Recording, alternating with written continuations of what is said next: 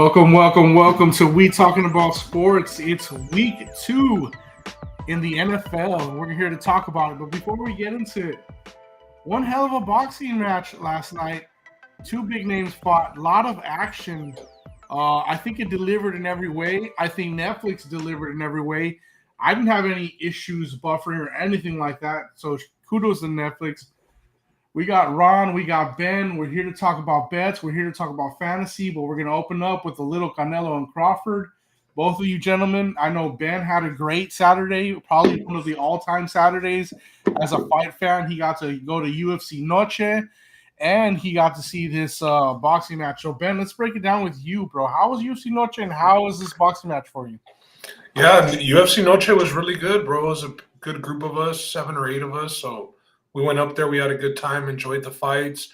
We're able to get back home in time to, still catch the boxing and put some college football on. So there you go.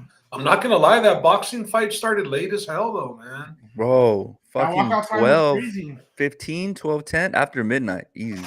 I mean, I know that it's Vegas time, right? And they're behind, but man, that's really late. The people on the East Coast were up at 1:15 in the morning having to watch that.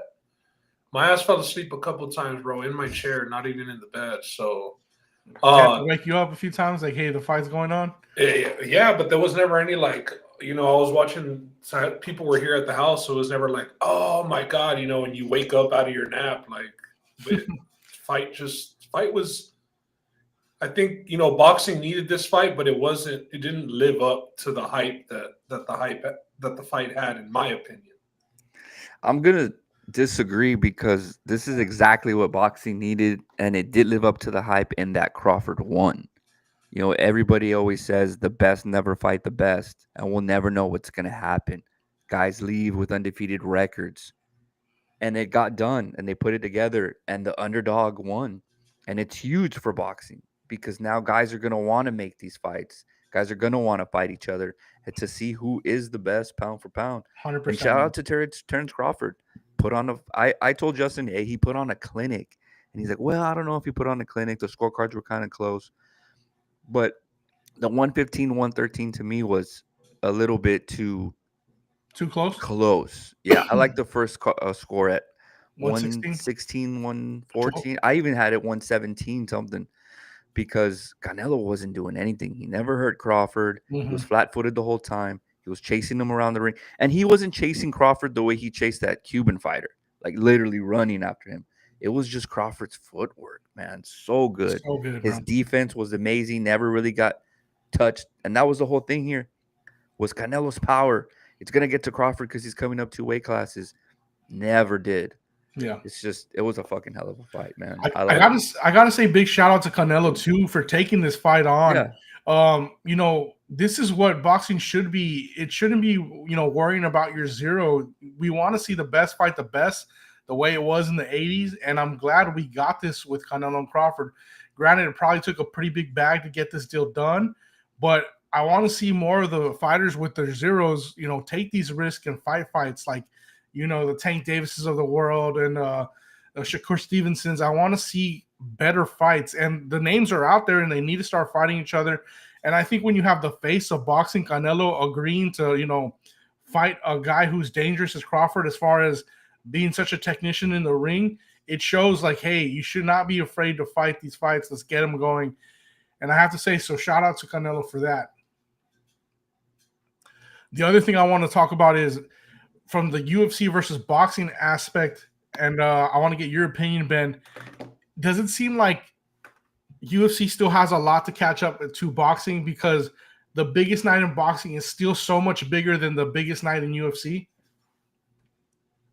It didn't seem like super huge, bro. It was a sold out Allegiant Stadium. UFC, well, I mean, what UFC? Arenas. It was a sold out Noche yesterday too at 2 p.m. start. You know what Arena. I mean? Like that's a big difference in crowd. I get it, but it's not like every UFC doesn't sell out, or like the UFC 300, like the big cards. Yeah, but could they do a stadium, Ben? And the other thing is, what other name is doing that besides Canelo? You think UFC could fill in 70,000? Paul's doing stadiums. Yeah, I think that if Conor were to fight, they could definitely fill up a stadium. I think Ilya might be the one that could do a stadium in Spain. I feel like that's their one that they could do it with. It's and not really like sell boxing out has a people. bunch of guys that can do that. I mean, we're here No, talking that's what I'm about saying. The biggest night versus the biggest night of UFC. I'm taking the biggest night you can do for boxing, which was this, and the biggest night you could do for UFC, and how still boxing seems like it's the bigger deal in the end of the day. Who would you guys put on that UFC biggest fight? It's got to be Ilya in John Spain Jones? at the Madrid card, and I'm not sure who he fights. Maybe a Connor. I mean, you would sell it out with the Europeans at that point. Would a John Jones get you a 70,000?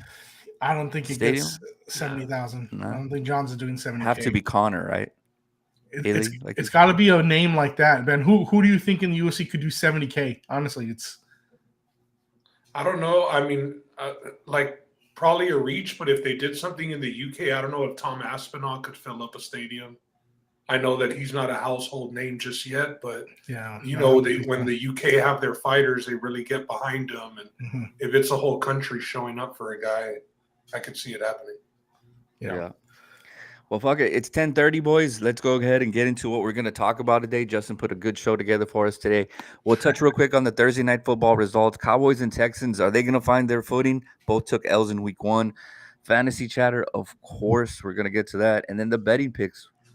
All right, let's get into Thursday night's game. Things we want to talk about. Parsons in game 2, Ron. He looked, pretty good.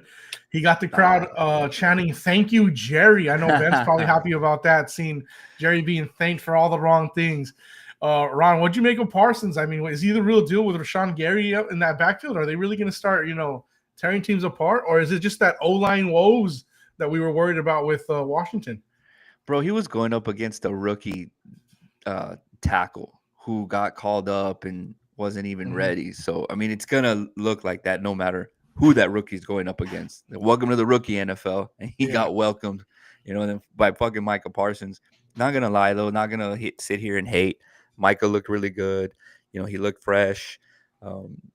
It sucks seeing that. I mean, he should be doing that for the Cowboys, but it is what it is.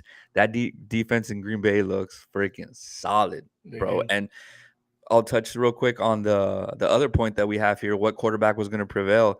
It looks like the Jaden Daniels hype train is, not coming to a screech, but there might be some bumps on that train track for him because the performance slump, is that what you're saying?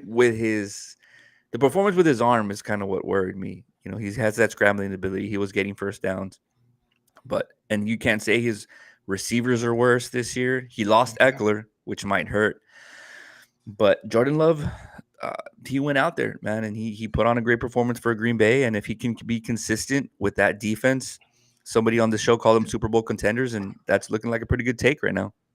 Yeah, strong week, 2 weeks for Jordan Love. Ben, what did you make of that game? You think that Packers defense is pretty good? Yeah, I definitely think they're really good. I mean, we talked about the Micah thing off the bat, but I think it's 2 games, 2 sacks.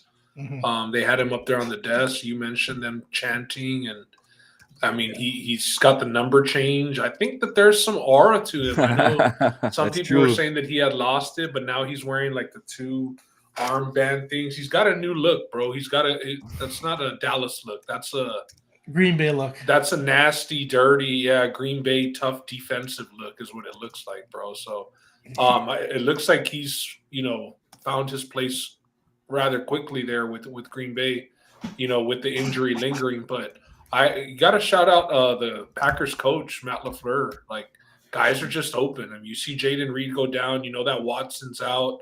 You got your rookie first rounder, Golden from Texas. He ends up with 1 fantasy point. I think he could have had a touchdown. Jordan Love that didn't have a lot of zip on that ball to him, or could have thrown it a little bit earlier on the batted pass in the end zone. But I mean, they're making it work with guys like Tucker Kraft. Tucker Kraft, 24 fantasy points. Did you expect that at all, that he would have 24 fantasy points? I didn't expect 24. I was definitely drafted a lot of Tucker Kraft early this year when I couldn't get McBride. That was my punt option was Tucker Kraft, later in the draft. And I mean, they don't have a wide receiver one, so it's kind of tight end one right now for them. And you saw him with the 89-yard reception. That's kind of what drove to those 24 fantasy points. You don't expect you don't expect an 89-yard reception, all the time, but 2 games, 2 touchdowns, so he's definitely a red zone target. And the way that the play calling is, I mean, guys are just open, like repeatedly, just every receiver, Romeo Dobbs out there, making plays, but guys are just open. Yeah, no, I agree. So good showing by the Packers. I think they got something promising in for Washington. It looks a little bit bumpy roads, like Ron said, bump on the tracks. Week 2 matchup and headlines. The Buccaneers going to your town, Houston. Baker versus Stroud, Ben. Houston is favored -2.5 for this game. Not the best showing week 1 by the O-line for Houston. Do they fix it this week, and do they get back on track and beat these Buccaneers, who kind of needed the last-minute save by Baker and Abuka to win this last matchup they had as well? Yeah, I mean, I expect the defense to kind of halt that passing offense of the Bucs. I'm kind of in a bind right now. I don't know whether I should start Baker, whether I should start Bo Nix in fantasy. Baker's, that obvious start last week. He threw those touchdowns, ended up with 24-plus points. But, I mean, the Texans defense we saw last week, Puka did have success. Devontae Adams, got shut down. The Rams scored on 2 drives all game, albeit 2 touchdowns, and the Texans got held to 3 field goals. But at home in Houston, home opener, I do think that the defense is going to lead the way, maybe a couple of turnovers. So I do like the Texans here. I will say, the line is kind of weird because it hasn't moved off that 2.5 number. Usually it'll go to 3 and you'll feel a little bit confident at least. Right off the bat, you think home field is at least worth 3 points. So it being 2.5 here is kind of a tricky spot. But the Texans, going 0-2, that would be pretty tough, especially me. Yeah, maybe a homer pick, but I had them inside, my preseason top 10 power rankings. So going 0-2 would make me look really, really dumb, really early in the season. So, yeah, I do like the Texans to get on track this week at home. You talked about their defense, and last week, was it Latimer who went down with like a no-contact injury, but I think he came back into the game. Was it Latimer? No. I believe it was him. Lassiter, not Lattimore. And then Stingley got banged up early. Stingley, okay. And is he okay for this week? But it wasn't non-contact. It was like a tackle, and his back kind of got extended. His hip or some shit. Yeah, and he was supposed to be on Puka after that. He wasn't on Puka, and then you saw Puka have the big game. Yeah. So that's a guy that I say goes, band for band with Broncos DB for best DB in the league. So definitely need to have him in. Having that Monday night game is good, that extra day to get on the field. But he did come back into that game last week, just, did tweak his back early. That was in the first quarter that happened. Yeah. 2 Monday night games this week. Ron, do you want to touch on Bucs or Houston, or do we go to you? Let's get to to Josh's question real quick. Any fantasy questions you guys have, go ahead and drop them. We can't see the chat for some reason. Chat is not working today, boys, but I'm on Facebook, so I can see everybody commenting it. Anyway, so Josh has one here. Well, first of all, Roland, shout out to Roland Gonzalez. He said Aspinall Jones in the UK would do 70K. That might be it, Roland. Good point. That might do it. So Josh has his first fantasy question here. Coleman versus the Jets, Kenneth Walker versus the Steelers, or ATN versus the Bengals. I assume that's a flex question. Who wants to give them their choice first? That's a tough one because we just saw that big trade, Tank Bigsby to the Eagles. Yeah, that frees up Etienne to get a lot more looks, a lot more carries. Ron, I would eliminate, like, process of elimination. Let's do it that way. I'm not starting Kenneth Walker versus the Steelers. 2 carries last week, I think. Charbonnet out-carried him. Charbonnet's the dude, and Steelers always have that solid defense anyway. So for me, it's either Etienne or Coleman. Fuck, man. This is a no-brainer for me. I think it's ETN. The Bengals defense leaves a lot to be desired. We saw the Browns able to move the ball on them. You got a total of 49.5 on that game. It's the highest total of the week. And ETN pretty much just got the nod for sure that he's RB1 with the Bigsby trade. So I think it's a no-brainer. ETN at a flex is like a great option. He's like a running RB2 back at a flex, yeah. Yeah, he's RB2, RB1 fringe. With this matchup, the Bengals are bad. We saw Sampson, the rookie for the Browns last week, go for like 19, 22 points in fantasy football. So, yeah, that's always been the Bengals' issue, bro, is that their defense is trash and they didn't get anybody in the offseason for it to help it get better. Another question here coming in from Alex Rodriguez, A-Rod. He said, Mahomes or Rodgers?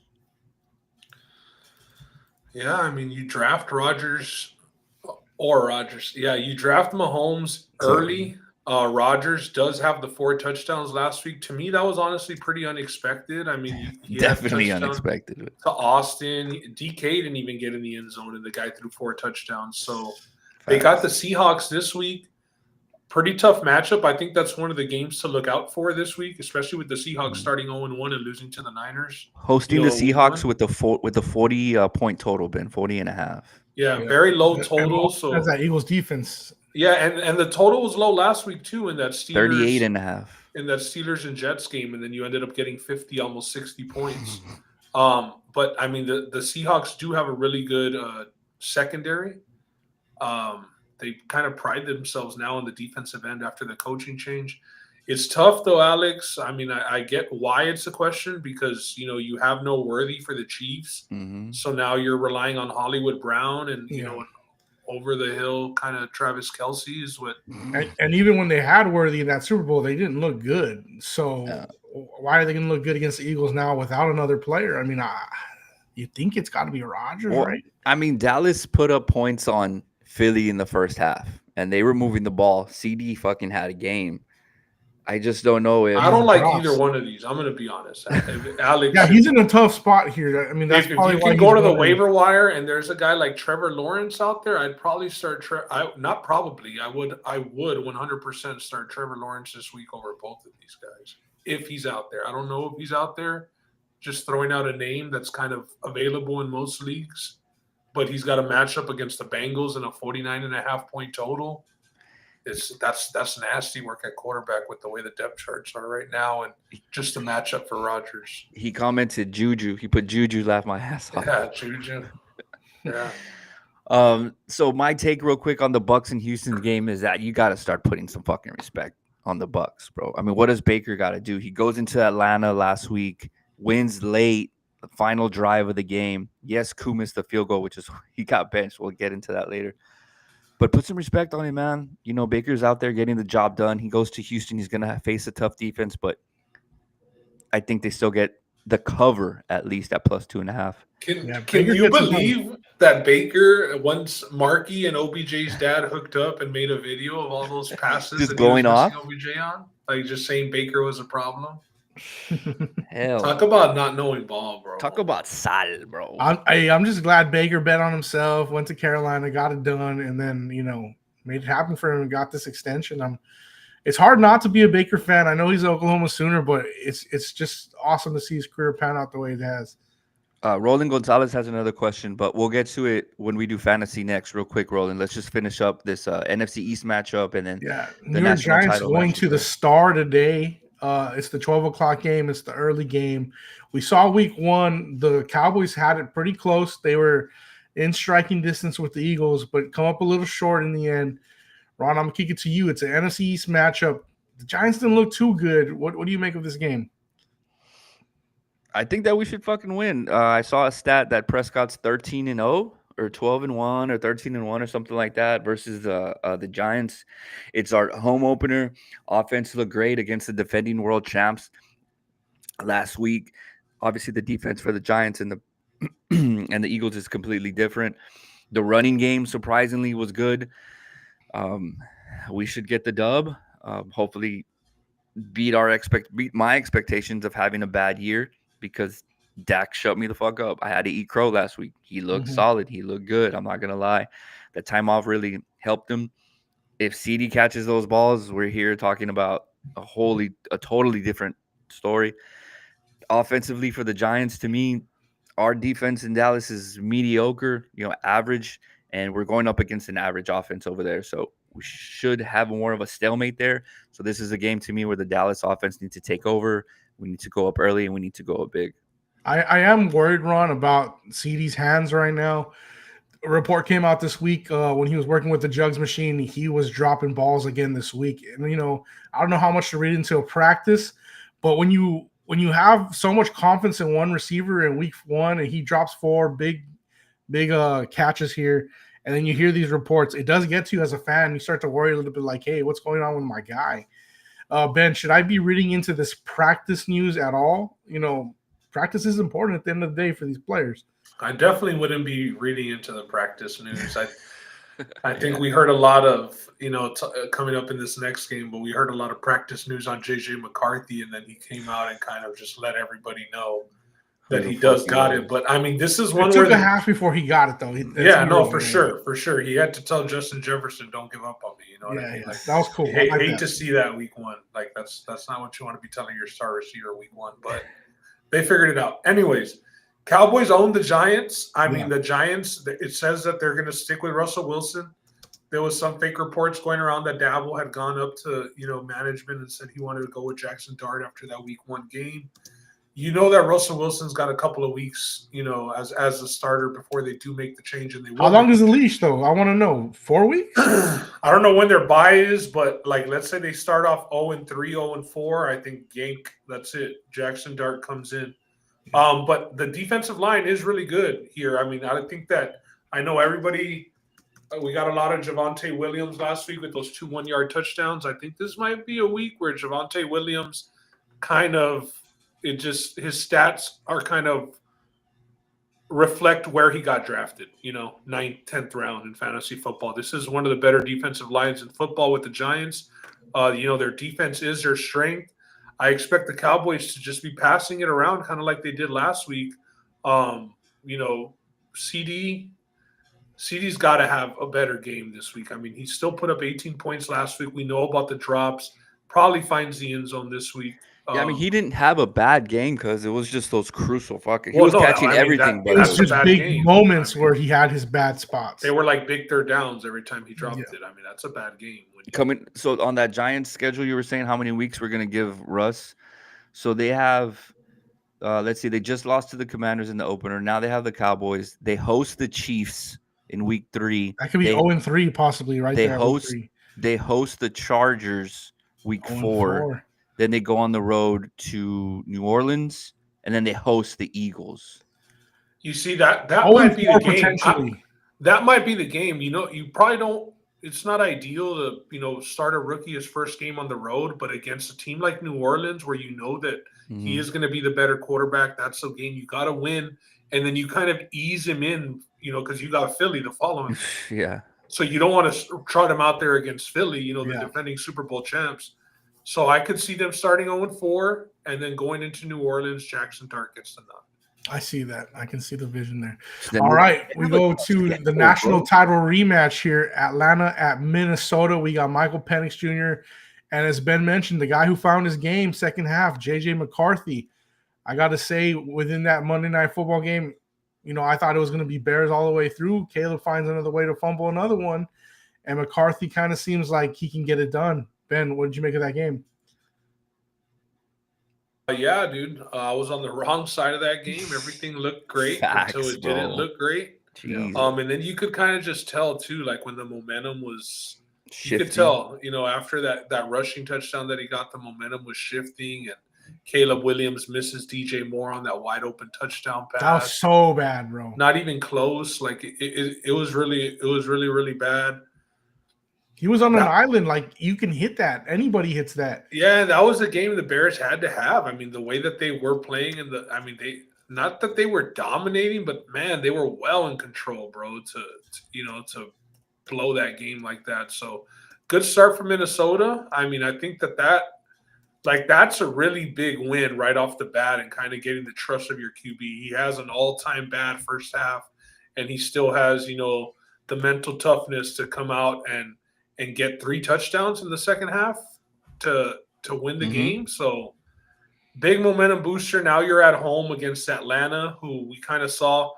Not going to lie, Michael Penix looks kind of mid, dude. He did have a great play on that touchdown, late in the game, but I think they got pretty lucky after that review, gave him that first down. Mm-hmm. But Michael Penix just looked okay, honestly. And, Mooney's kind of banged up. They have Drake London. So this is a game that Minnesota has to win here. I mean, this is a toss-up game. I don't know what the line is on this game. I got it for you right here. because it's the Monday nighter. But I think -3. Minnesota. Minnesota -3 under over 44. Yeah, I mean, I'd probably -3.5. The line just moved. Yeah. Oh, you got 3.5 now. I got Minnesota winning this game, but I don't know about the 3.5. Ron, do both teams go 1-1 at the end of this game, or is Minnesota marching to 2-0? Oh man, the way that Jordan Mason looked in that backfield, Minnesota has a threat that's just chilling back there, man. On top of JJ, on top of the JJ connection, right? Is that going to be a thing now? The JJ to JJ connection. Yeah. There's a guy in one of my fantasy leagues. His team name is JJ to JJ, and he has them both, bro. There you go. I like Minnesota in this game. I'm not going to lie, man. There's just something about the Falcons where you can't trust them, whether it's Koo missing the field goals or their defense giving up a big play. You know what Bijan's going to do. Drake London is a little banged up, too. We could see him re-aggravate an injury. It was the Kyle Pitts resurgence a little bit last week. We finally saw Kyle Pitts with more than one or two catches. Still drafts him early. But all the hype is there, man, in Minnesota right now, coming off all that momentum from last week's win. You know, I think they went into Chicago, right? It was at Soldier Field, the game. It wasn't in Minnesota. It was in Soldier. Mm-hmm. And the coach, man, for Minnesota, a guy who gets a lot of slack, you know, for getting to the playoffs with Kirk Cousins and not getting it done. But he was very composed. You know, he didn't give up on his team. He didn't give up on his young quarterback. And I think that that's going to be the difference. And then Minnesota's a tough place to go play. You got the skull chant going crazy, and I think they get the dub. They'd be a nice parlay piece because 3.5 now with the hook. I mean, you can maybe get a backdoor cover there from Atlanta that you don't want. Yeah, that was a nice battle last week of the coaches. They had coaches Kevin O'Connell and the new Bears head coach, I think was Johnson. Ben Johnson is his name. Ben Johnson, yeah. So that was a nice little battle. Caleb Williams, bro, fucking trash. Yeah, I mean, I don't think he's the guy. I think when you look at Caleb Williams and you look at Mitch Trubisky's stats for the Bears, they're almost identical with Trubisky just edging him out a little bit. He just doesn't look smart, bro. He doesn't know, like he doesn't know how to read, bro. As far as reading off defenses, that's why he's always scrambling when there's open reads. He just doesn't want to make them. I don't understand it. I liked the beginning of that game where he was taking what the defense was giving him and, you know, hitting the slants, you know, hitting the dump offs to Swift. He wasn't doing that last year. He was running out of the pocket and getting all crazy and shit. But it's just the down the field throws that there was you see him sail last week, go high, where if he makes the read, he has open guys. He just refuses to do it. He just refuses to do it. Like he was scared. Yeah. All right. Well, this is the rest of the slate for the week. We do get 2 Monday Night Football games, which is kind of nice. Those, I think, with the first 2 weeks, we get 2 Monday Night Football games. So pretty cool on that end for NFL. Big matchup again, Super Bowl rematch, Chiefs and Eagles. I think that's what the 3:00 game, Ron. I'm sorry, I'm typing out the Roland's question. That's a really good game, that Eagles and Chiefs one. Yeah. We're going to see a lot of, you know, questions answered for the Chiefs offense during that game because I think the downtrend is here for them. I think they're going to hit a lull here in this season. I don't know if they can keep trotting off that offense and be competitive in the NFL at least. All right, so since we're going to get into some fantasy, let's open it up with Roland's question here. He said, which 2 to start? Is that showing there? It's at the, I'm sorry, I put it on the ticker, actually, but it's there. So you're going to do Travis Hunter, Thomas Jr., Higgins, and Leggett is who he has. Which 2 should he start? Ben's a little bit more of a fantasy guru here. Do that while I would say Thomas Jr. and Higgins. That's Brian Thomas Jr. I assume. Yeah, that's Brian Thomas Jr. Definitely Brian Thomas Jr. and T. Higgins. T. Higgins finds the end zone this week, man. Yeah, with Olave, you got Spencer Rattler at your quarterback. You're probably not starting Olave here. Thomas Jr. gets it in, you know, and Travis Hunter, I think he's still finding his way in that offense. They're still trying to put him out on defense. They're trying to figure out how to really maximize his potential. They did target him a lot last week. I think he had like 4 targets in the first quarter alone. Do you think that will play this week again? You think he'll be targeted a lot? I think this is a Brian Thomas week, bro. I mean, interesting strategy also. Having both, I mean, right? Brian Thomas Jr.? Yes, Brian Thomas Jr. Yeah, you're right. Interesting strategy having both Jags wide receivers. But No, I definitely think Brian Thomas Jr. has they got the Bengals this week, man. Like I talked about Joe Flacco dicing up that defense last week. Should have won the game, but they missed, that field goal. So yeah, I like the Jags this week. Plus In 3.5. Not Plus necessarily to 3.5. win, but in Yeah, I know fantasy. you were talking about going out and getting Lawrence. out there. I'm starting with Lawrence in 2 leagues. And you got Higgins in the guillotine league, right? Yeah. All right, fantasy chatter here. We got Bowers. He's expected to play. He did go out last week. Was it the knee or the ankle, Ron, for Bowers? Thought it was a knee. Yeah. Worthy, we all saw him opening night for the Chiefs in Brazil, clashing with Travis Kelce. I think his shoulder's still hurt. I think he's going to be out a few weeks. Purdy, turf toe, he's going to be out. Young Ho Koo, if you have him, he has been benched. He keeps missing kicks in clutch situations. Last week cost him the game. Drake London's active, and Travis Etienne's stock is up, Ron. Big trade news this week. What do you make of that? Yeah, man, he's shook. He was somebody that was on the draft boards in all my drafts, and I was like, should I get him? And then you're like, nah, because there's 3 running backs back there, and exactly even when he was a starting running back, he was hurt early in his career. He was just somebody that you couldn't count on. And you see the game he had last week. Now Bigsby's gone, and he'll be not a waiver wire target because I'm sure he's owned regardless, but he's somebody that you probably wish that you would have drafted, even if it was late in your drafts. That's probably the biggest one here, but he still got to show you, right? He still has to be consistent out there. To me, the biggest worry here is Drake London. He came into the league, into this year as one of the top receiver targets. I have him on a couple teams. Yeah. He did well last week. I think it's more of targets for him when it comes to fantasy. He doesn't get a lot of touchdowns, but he's just that guy who's going to get peppered with targets. And other than that, I don't know of any other huge fantasy news, boys, off the top of my head. Well, I think you got to look at Purdy being out, Ron. Wouldn't that be the biggest fantasy news? Because I don't know if a lot of guys have Purdy on their rosters. Like, is Purdy somebody if they have like Pearsall, they got to be worried now that Purdy's out. I know Pearsall was big one for a lot of players. I had a lot of Purdy this year, and I mean, I'm not too worried because Mac Jones is the backup coming in. We saw when Trevor Lawrence went down for the Jags last year. Although the Jags didn't win a lot of games, Mac Jones supported Brian Thomas Jr. into being a top 5 fantasy wide receiver. So with Kittle out, I mean, definitely look, I probably regret it. Preach, dog, preach. Not drafting Christian McCaffrey just because he's not hurt yet. But the way everything is lining up and the way he did week 1, like there's a possibility that he might finish RB1 for the season. There is a possibility. That's crazy. I mean, he might. He really might. Yeah. Because don't let Marky hear you, bro. And at the same time, though, like he could just be getting overworked now, with Mac Jones at quarterback. And it could also lead to, the usual Christian McCaffrey injury. And with the way injuries are piling up in that locker room, I mean, again, we don't want to speculate or wish that upon anybody, but it's just not, it's not out of the realm of possibilities. But as a Ricky Pearsall owner, as a Brock Purdy owner, sucks that Purdy's out. Yeah. I drafted Dak and Purdy in leagues that I punted quarterback. So those are my options, or like a Purdy and a Goff. But I think Mac Jones is a gunslinger. I think that he's, at least a smart kid. He knows the playbook everywhere he's been. So I'm not worried about Ricky Pearsall. I think Ricky Pearsall has a decent week this week. The chat's working, boys. We got Victor in it. Relax. Let's see him make it to week 6. Victor's my opponent this week in fantasy, bro. So no wonder he's fucking tuned in. He's trying to get some fantasy secrets or what? Yeah, facts. From your roster. Let's get to the best bets here for the week.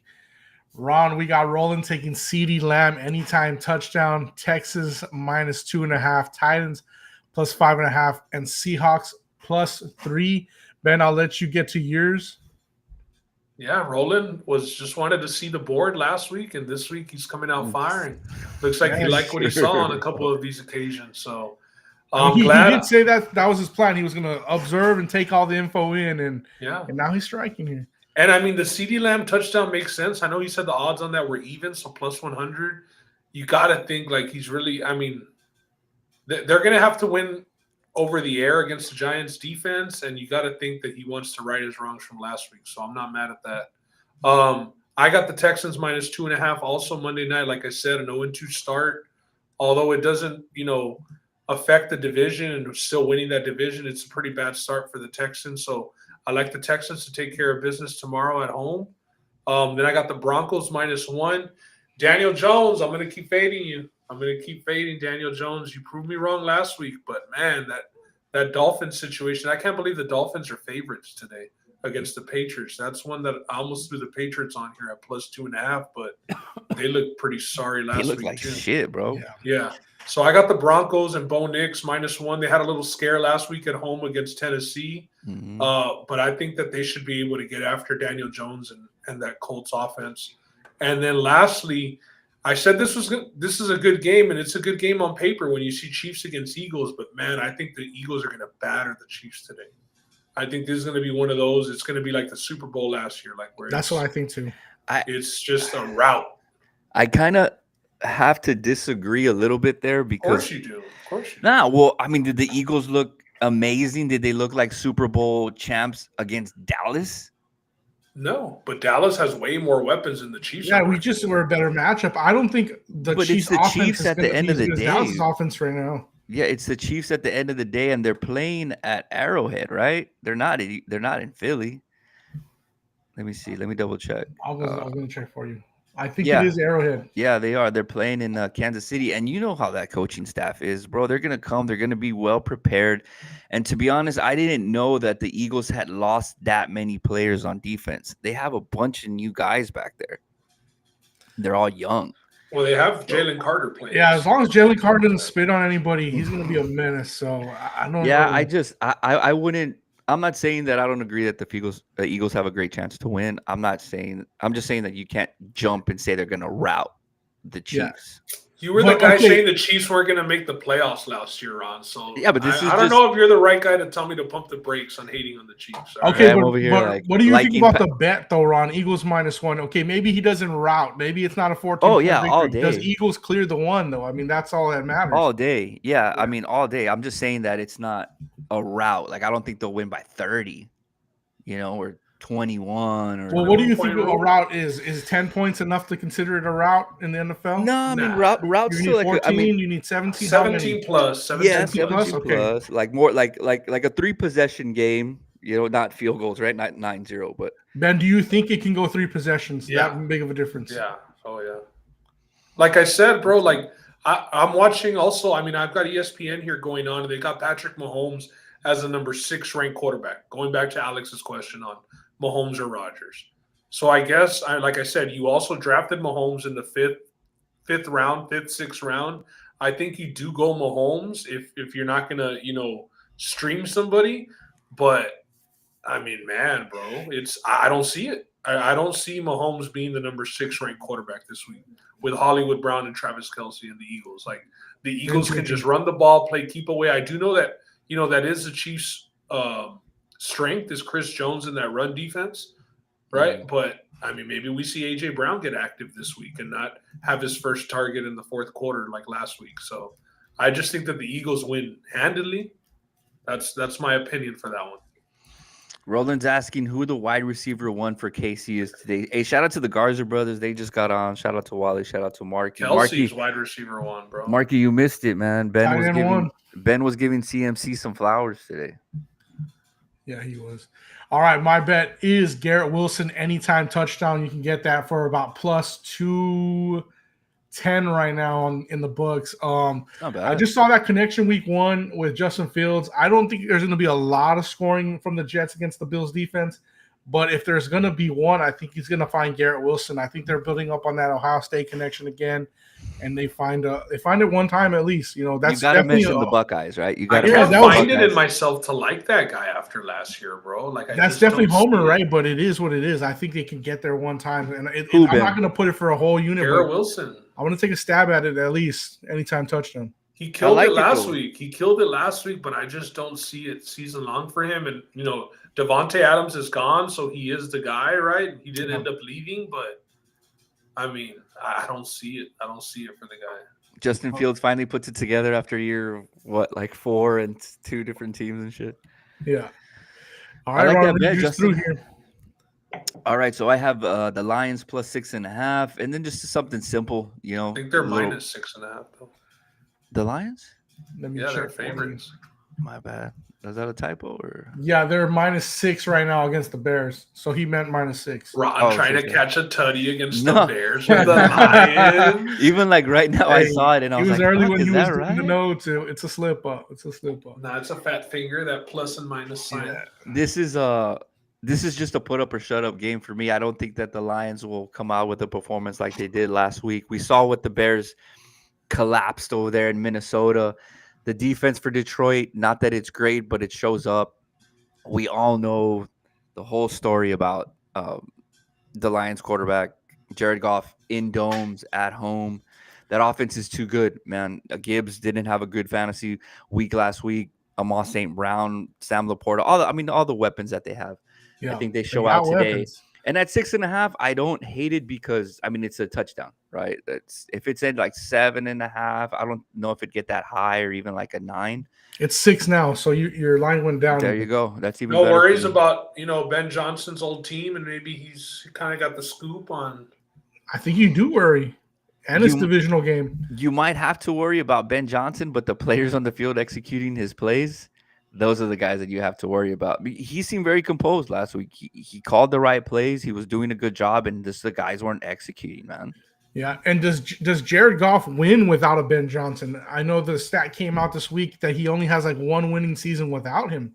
And now he's lost them to the Lions. I mean, to the Bears. The Bears. So can Goff get it done without his OC?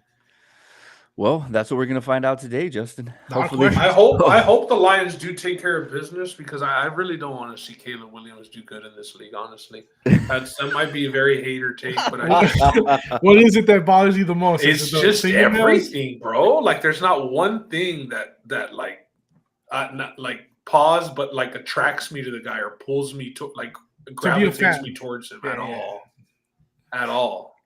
Marky's putting overs in that game, in my opinion. You're talking about the Lions and the Bears game, Marky, at 46. That's not a bad take either. Maybe like a Lions team total. Just to wrap I'm up just my saying, plays, maybe like Ben Johnson can scheme it up to where he's putting Jared Goff to maybe, these throws are going to be open, but they might be, I just think that Ben Johnson kind of knows Jared Goff and what type of throws he'd rather force him into than other stuff. So that just worries me a bit, because Goff, we know Goff is not, he's good, but he's not very consistent. Like, you don't know what you're getting every game. One game you might get 5 touchdowns, and then you might get the game that you got last week against Green Bay. Yeah. facts. Well, Marky will like this play, my Rams and Bengals parlay. The Rams are going to be hosting.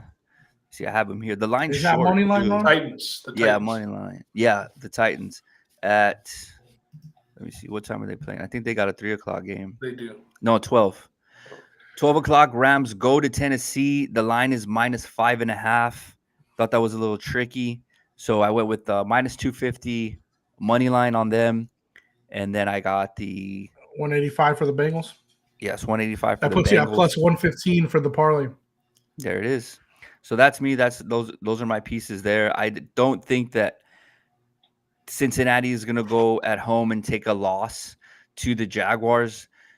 Ben mentioned T. Higgins. I'm surprised you didn't do what Marky just put in the comments. As soon as you mentioned the Rams, I was like, oh, Rams and Cowboys. I think that's what I'm going to do.